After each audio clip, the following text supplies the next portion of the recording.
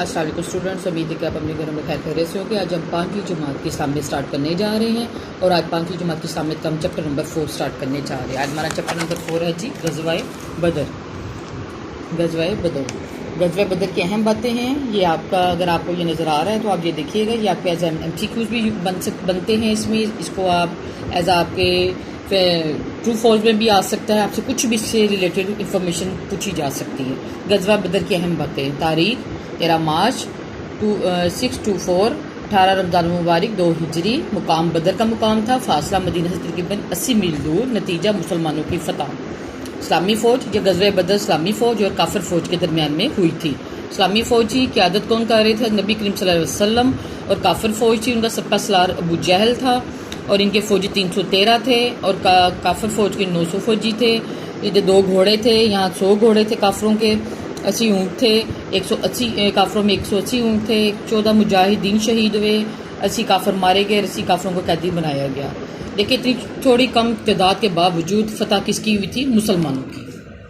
بے سر و سامان مسلمان ہجرت کر کے مدینہ پہنچے۔ وہ قریش کے رویے سے تنگ آ کر اپنا سارا ساز و سامان مکہ میں ہی چھوڑ آئے تھے۔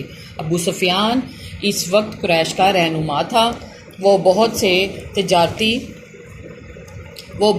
تجارتی ساز و سامان کے ساتھ قافلے کی شکل میں واپس مکہ آ رہا تھا۔ مکہ سے ہجرت کرنے والے مسلمانوں نے اپنے نقصان کا ازالہ کرنے یا کفار مکہ کے مظالم کا بدلہ لینے کے لیے تجارتی قافلے کو روکنے کا منصوبہ بنایا، جس کے بعد انصار مدینہ نے بھی اعلان کیا کہ جس پیغمبر صلی اللہ علیہ وسلم نے ان کو سچائی کا راستہ دکھایا ہے، انصار مدینہ ان کے ساتھ اس مہم میں شامل ہوں گے۔ جب ابو سفیان کو مسلمانوں کے ارادے کی اطلاع ہوئی تو اس نے مکہ کے مشرکین کو پیغام بھیجا کہ اگر آ کر مسلمانوں سے اپنا قافلہ بچاؤ، لیکن ابو سفیان تجارتی قافلے کو دوسرے راستے سے بحفاظت مکمل مکہ لے گیا۔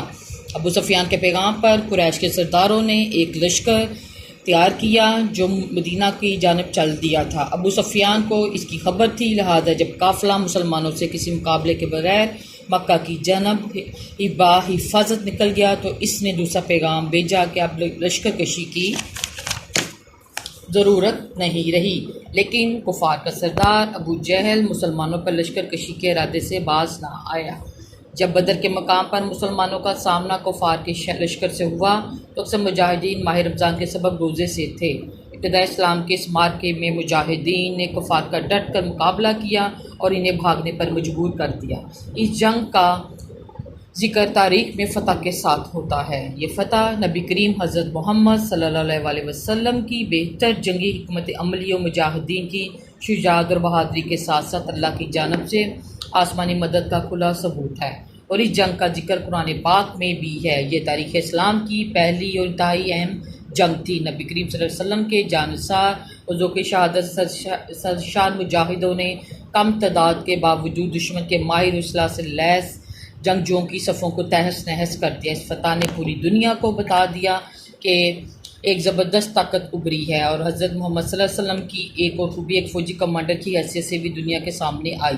حضور صلی اللہ علیہ وسلم نے بذات خود دشمنوں کا سامنا کیا اور دشمن کی بڑی تعداد کو دیکھ کر دعا کی، اے اللہ مدد فرما۔ پھر جوگ در جوگ فرشتے مدد کو پہنچے۔ لڑائی میں ابو جہل سمیت قریش کے کئی اہم سردار مارے گئے، جس سے ان کے حوصلے پست ہوئے اور وہ فرار ہونے لگے۔ قریش کے جو لوگ قیدی بنا لیے گئے تھے، نبی کریم صلی اللہ علیہ وسلم نے ان کے ساتھ اچھا سلوک کیا۔ یہاں پہ آپ کا چیپٹر ختم ہو رہا ہے جی۔ اب ہم اس کے آپ کو نوٹس پرووائڈ کریں گے۔ غزوہ بدر کے جماعت بنجم میں جی غزوہ بدر ہے، سوالات کے جوابات لکھیں۔ غزوہ بدر کا مارکہ کن کے درمیان ہوا؟ دونوں افواج میں جنگجوؤں کی تعداد کیا تھی؟ غزوہ بدر کا مارکہ مسلمانوں اور کفار کے درمیان ہوا۔ مسلمانوں کی تعداد 313 اور کفار کی تعداد 1000 تھی۔ مکہ سے ہجرت کرنے والے مسلمانوں نے ابو سفیان کے تجارتی قافلے پر حملے کا فیصلہ کیوں کیا؟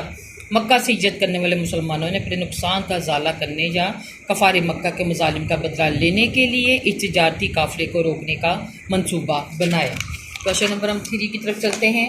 کیا انصار نے غزوہ بدر میں نبی کریم کا ساتھ دیا تھا؟ جی ہاں، انصار نے غزوہ بدر میں نبی کریم صلی اللہ علیہ وسلم کا ساتھ دیا تھا۔ بدر کے مارکے میں فتح کس کی ہوئی؟ بدر کے مارکے میں فتح مسلمانوں کی ہوئی تھی۔